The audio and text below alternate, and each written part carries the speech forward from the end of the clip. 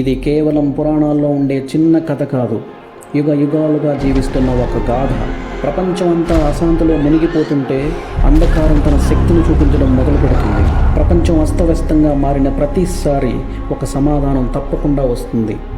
ఆ సమాధానమే మన అందరి ఆపద్బాంధవుడు శ్రీరాముడు. ధర్మానికి రూపం, న్యాయానికి చిహ్నం, బాధ్యతలకి నిలువెత్తు నిదర్శనం. వేల సంవత్సరాలుగా మన హృదయాలను ఏలుతున్న నామం,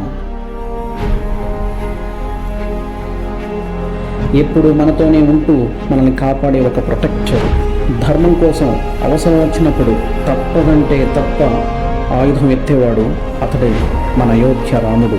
శివధనుస్సును ఎత్తే శక్తి, అది కేవలం బలం కాదు, ఆధ్యాత్మిక చింతన కూడా ఉండాలని నిరూపించిన వాడు.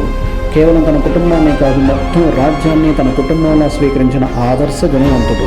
కేవలం రాజు మాత్రమే కాదు, ఎల్లప్పుడూ ధర్మాన్ని నిలబెట్టిన నాయకుడు కూడా. తండ్రి మాట నిలబెట్టడం కోసం సింహాసనాన్ని వదిలి సింహాల మధ్య బ్రతికినవాడు. చుట్టూ చిన్న చీకటి ఉన్న ధర్మం వైపు మాత్రమే నడిచే ఒకే ఒక్క వెలుగు. ధర్మం కోసం రాజ్యాన్ని త్యాగం చేసిన నిస్వార్థపరుడు.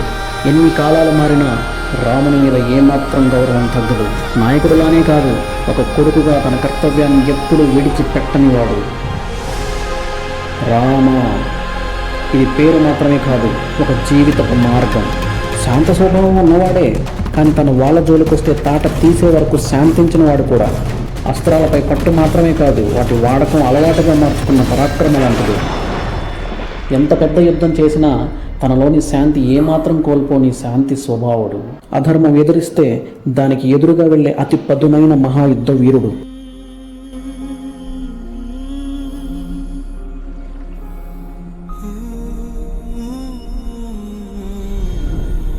రామాయణం.